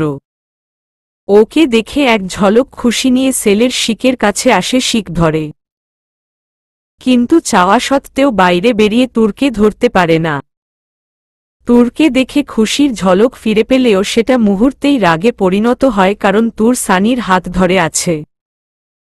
তীব্রের মুখ দেখে ব্যাপারটা বুঝল তুর। ও নিজের হাতের দিকে তাকিয়ে তা ছেড়ে দিল। তারপর ধীর পায়ে তীব্রের কাছে গেল। তুর সেলের শিকে হাত রাখতেই তীব্র সেই হাতটা নিজের মুষ্টিতে আবদ্ধ করতে ওর ধরা হাতেই হাত রাখল। তুর শান্ত চাউনিতে বলে উঠল, এটাই চেয়েছিলেন না আপনি? আমি আপনার কাছে ছুটে আসি। বাধ্য হই আপনার কাছে ফিরতে, দেখুন আমি এসেছি। তীব্র যা শুনতে চেয়েছে তাই বলছে তুর। কিন্তু ওর কথাগুলো যেন তীব্রের কেমন লাগল।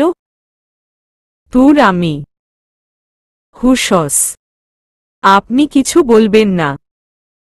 আমি বলতে এসেছি আজ, আর এটাই বলতে এসেছি, আপনি জিতে গেছেন। আমি এসেছি আপনার কাছে। তুর, তুমি?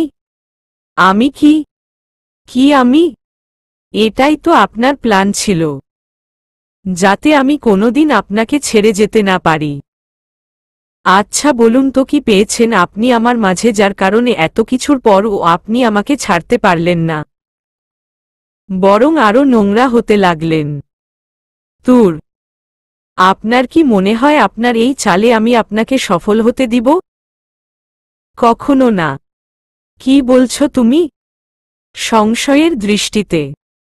তখনই একটা কাগজ তীব্রের সামনে ধরল। তীব্র কাঁপা কাঁপা হাতে কাগজটা খুলল। খুলতেই কাগজটা পড়ে গেল। আর তীব্র প্রচণ্ড রেগে গেল। এসবের মানে কি তোর?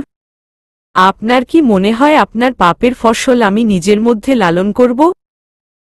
তোর প্রচণ্ড রেগে চিৎকার করে। পেপারটা বেবি অ্যাবর্শন করার জন্য ছিল। কবে করা হবে তার ডেট দেওয়া হয়েছে। তীব্র প্রচণ্ড রেগে গিয়ে বলে, দেখ তোর, আমি তোমার সব কথা শুনেছি। তোমার দেওয়া সব শাস্তি মাথা পেতে নিয়েছি। তাই তুমি তাই কি? তীব্র চিৎকার করে, আপনি আপনার কর্মফলের শাস্তি পাচ্ছেন। আমাকে কিসের শাস্তি পেতে বলছেন? আমি যা করেছি তাতে এই বাচ্চার কোনো দোষ নেই। আমারও তো কোনো দোষ ছিল না। তীব্র তোর নিজেকে শান্ত করার চেষ্টা করছে। তীব্র নিজের ঠোঁট কামড়ে রাগটাকে কন্ট্রোল আনতে চাইছে। তোর বাচ্চাটা নির্দোষ। বিশ্বাস করো, আমি খুব করে চাই ওকে। তুমি জান না ও কতটা ইম্পর্টেন্ট আমার জন্য। আমি কতটা খুশি তুমি জান না। তুমি যা বলবে। আমি খুশি নই তীব্র। খুশি নই আমি পারবো না। আমি পারবো না আপনার অস্তিত্বকে নিজের মধ্যে ধারণ করতে। তোর ও শুধু আমার নয়, তোমারও। তাহলে আমার ইচ্ছে শেষ, তাই না? ওকে রাখবো নাকি?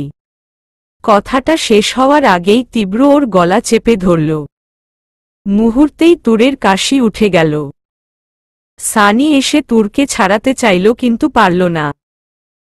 চেঁচামেচি শুনে শাওন আসতেই ওর মুখ থেকে বেরিয়ে এলো, ও মাই গড, তীব্রের ছাড়ার নাম নেই। অনেক হয়েছে তোর। অনেক শুনেছি আর না, ব্যাস। এবার সহ্যের বাঁধ ভেঙেছিস তুই। এই বাচ্চার যদি কিছু হয় তাহলে আমি তোকে কি করব তা আমি নিজেও জানি না। শাওন সেলের দরজা খুলে ওকে ছাড়ানোর চেষ্টা করে। তুরের চোখ বন্ধ হয়ে আসতেই তীব্র ওকে ছেড়ে দেয়। আর ইন্সপেক্টর শাওন ওকে ওভাবেই মারা শুরু করে। কিন্তু তীব্র তখনও তুরের দিকে রাগী চোখ নিয়ে তাকিয়ে আছে। তুর কাশতে কাশতে হাঁপিয়ে গেছে। কোনো রকম জোরে জোরে নিঃশ্বাস নিয়ে তুর বলতে লাগল, দেখিয়ে দিলেন না নিজের আসল রূপ। আপনার অংশকে তো রাখবি না। আর এটাও বলে রাখি, আমি সানিকে বিয়ে করব। আর আপনি কিচ্ছু করতে পারবেন না। কথাটা শুনেই সানির হাত আলগা হয়ে এলো। ও এতক্ষণ তুরকে ধরে রাখলেও এই কথা শুনে হাতটা ছুটে যেতেই ও আবার তুরকে ধরল। এটা শুনে যেন তীব্র আরও বেশি হিংস্র হয়ে উঠল। কয়েকজন মিলেও তীব্রকে ধরে রাখতে পারল না। তীব্র চিৎকার করে বলতে লাগল, এই বেবির যদি কিছু হয় খোদার কসম কেটে বলছি তুমি তোমার ফ্যামিলির চিহ্ন আমি মুছে ফেলব। আমার এই বাচ্চাটা চাই। আর সাথে এখন তোমাকেও। সানি নিয়ে যাও ওকে। ও বাইরে বেরলে আটকে রাখা যাবে না। সানি এতক্ষণ একটা ঘুরে ছিল। শাওনের কথায় হুঁশ ফেরে। তুর ঘাড় তেরার মতো ঠায় দাঁড়িয়েছিল। সানি কোনো মতে ওকে নিয়ে বাইরে বেরিয়েছে। আর তীব্রে আরও বেশি ভয়ানক হয়ে উঠেছে। ওকে থামাতে না পেরে শাওন আবার ওকে মেরেছ। ওর মুখে তখনও একটা কথাই ছিল, আমার বেবিকে আর তোমাকে চাই। তুরকে নিয়ে বাইরে বেরিয়ে এসেই সানি খুব জোরেই তুরকে একটা থাপ্পড় মারে। তুর গালে হাত দিয়ে নিচের দিকে তাকিয়ে আছে। এটা দেখে সানি ওকে ঝাঁকিয়ে বলে, ভিতরে এসব কি ছিল তুর? সরি সানি, আমি তোমার নামটা ইউজ করলাম। কথাটা শুনে আরেকটা থাপ্পড় মারতে ইচ্ছে করছে ওর, কিন্তু নিজেকে সামলিয়ে বলল, আমি ওই কথায় তোকে মারিনি। আমি এই জন্য মেরেছি তীব্রকে মিথ্যে স্লিপ দেখালি কেন? যদি সত্যি হতো তাহলে কিছু বলতাম না। কিন্তু বেবি এবোর্ডের মিথ্যে কথা বলে তীব্রকে কেন খেপালি? নিশ্চুপ তুর। আহত বাঘকে খেপিয়েছিস তুই তুর। তীব্র এতদিন চুপ থাকলেও এবার চুপ থাকবে না। তুর কিছু বলতে পারল না। ওখানে বসে কেঁদে দিল। আমি জানি না, যাহহ মনে হয়েছে তাই করেছি। ওখানে এতক্ষণে অনেক মানুষ জমা হয়ে গেছে। এটা দেখে সানি ওকে ওখান থেকে উঠতে বলল, কিন্তু তুরের সায় পেল না। তাই জোর করেই তুরকে উঠিয়ে বাইকে বসিয়ে দিল। তারপর ওকে নিয়ে চলে গেল। ওদিকে তীব্রকে থামাতে না পেরে শেষ পর্যন্ত বেঁধে রেখেছে। নদীর পাড়ে পাথরের উপর বসে আছে সানি আর তুর। সানির হাতে একটা ক্যান আর তুর শান্ত চোখে সমুদ্র দেখছে আর গলায় ঠান্ডা ক্যান ছোঁয়াচ্ছে। ও খুব ভালোভাবেই বুঝতে পারছে আজকের কাজের ভয়ানক মাসুল ওকে দিতে হবে। ও এটাই দেখতে চেয়েছিল, এই বাচ্চাটা নিয়ে তীব্রের ফিলিংস। কিন্তু যা দেখেছে তাতে ওর পশম দাঁড়িয়ে যাবার উপক্রম। তুরকে এভাবে ভাবতে দেখে সানি ক্যানে চুমুক দিয়ে বলল, হ্যাঁ রে, ওনাকে যে বললি আমাকে বিয়ে করবি, কথাটা কি সত্য? এইটা শুনে কিঞ্চিত ভ্রু কুচকায় তুর। তারপর এক প্রকার হেসেই বলে, তোমাকে কে বিয়ে করবে? তুমি যে ছেলে। মজা নিয়ে বলল তুর। এইটা শুনে সানি একটু থেমে গেল। তারপর বলল, এই ঝামেলা পোহানোর চেয়ে আমার মনে হয় তোকে বিয়ে কইরা তীব্রকে গিয়ে বলতে, ভাই দেখ তোর জুলিয়েটরে আমি বিয়ে করে ফেলছি, তুই এবার ওরে ছাড়, আমাগো সংসার করতে দে। এইটা শুনে তুর না হেসে পারলি না। সেইটা যদি হয় আল্লাহ জানে ওই মিডনাইট ম্যান কি করে। এই সব মজা ভুল করেও কইরো না, ভয় লাগে। এইটা শুনে সানি কিছুটা অপ্রস্তুত হয়, তারপর বলে, আমি কিন্তু মজা করছি না, সিরিয়াসলি বলছি। তোকে বিয়ে করে নিলে কেমন হয়? কথাটা শুনেই তুর দাঁড়িয়ে যায়। এমনটা মুখেও এনো না সানি। যে লোক এত কিছুর পর ও আমাকে ছাড়েনি, এমনকি আমার কথা রাখতে জেলে চলে গেছে, সে আমাকে এত ইজিলি ছাড়বে ভেবেছ? কখনো না। এটা আমি বুঝে গেছি, আমাকে মেরে ফেলতে হাত কাঁপবে না, কিন্তু আমাকে ছাড়বে না। তুই কি ছাড়বি ওনাকে? মানে? কিছু না, মিথ্যে বলে লাভ নেই। আমি খুব ভালো করেই জানি তুই চাইলেও তীব্রকে ভুলতে পারবি না। এত কিছুর পর যে তুই ওই লোকটাকে ভুলতে পারবি না আমি জানি। অন্যায় করলেও তোর ভালোবাসার প্রথম ছোঁয়া সেই রে তোর। কিভাবে ভুলবি? এই সানি, কি ভাবছ? হ্যাঁ না, কিছু না, চল এবার, অনেক লেট হয়ে গেছে। একটু পর ঠান্ডা পড়বে, তোর জন্য ঠিক না। হুমম। ওদিকে তীব্র এক পুলিশের লোক দিয়ে ঋদ্ধকে খবর পাঠায় যাতে ওর সাথে দেখা করতে আসে। ঋদ্ধ কোর্ট অর্ডার নিয়েই আসে। ঋদ্ধ সেলে তীব্রের অবস্থা দেখে প্রায় কেঁদেই দেয়। স্যার, আপনার এই অবস্থা? তীব্রের অবস্থা খুব খারাপ। ও ঠিক মতো দাঁড়াতে পারছে না। ও কষ্ট করেই সেলের কাছে আসে। এইটুকু এসেই হাঁপিয়ে গেছে, চোখ বারবার বন্ধ হয়ে আসছে, মুখ দিয়ে লালার মতো কিছু পড়ছে। অনেক কষ্টে দুলতে দুলতে বলে, আমার শাস্তি শেষ, আমি এখান থেকে সসম্মানে মুক্তি চাই। কিন্তু সেটা কিভাবে সম্ভব? আপনি নিজের মুখে স্বীকার করেছেন। তাছাড়া আমি যার কাছে গেছি সেই বলেছে আপনি যেহেতু নিজের দোষ নিজেই স্বীকার করেছেন তাই কারো কিছু করার নেই। এইটা শুনে তীব্র সেলের শিকে হাত রাখে, তার পিঠে মাথা রেখে বলে, তাই তো, আমি তো নিজেই দোষ স্বীকার করেছি। তাইলে এখন কি হবে? তীব্রের কথার আগা মাথা পেল না ঋদ্ধ। ও বেশ অবাক হয়েই জিজ্ঞেস করল, মানে? এইটা শুনে তীব্র একটা পৈশাচিক হাসি দেয়। এই হাসির শব্দে কেঁপে ঋদ্ধ। তীব্র তখন কর্কশ গলায় বলে, আমি যখন নিজের দোষ স্বীকার করেছি তাহলে নিজের নির্দোষ হওয়ার কথা বলতে পারব না। কিন্তু স্যার, পুলিশ কমিশনারকে বলে আমাকে শাওনের জেল থেকে অন্য জেলে নেওয়ার ব্যবস্থা করো। বাকিটা আমি বুঝে নিব। Okay sir. ঋদ্ধ শোন। তারপর ঋদ্ধকে কিছু বলে, স্যার সত্যি আপনি এটা করবেন? হাসি ফুটিয়ে, হুমম। ঋদ্ধ বেশ খুশি হয়েই চলে যায়। তীব্র খুব শান্ত হয়েই সেলের শিকে হেলান দিয়ে বলে, the game is start now. আমাকে রাগিয়ে একদম ভালো করনি তুমি তুর। তুমি এবার দেখবে তীব্রের ক্ষমতা।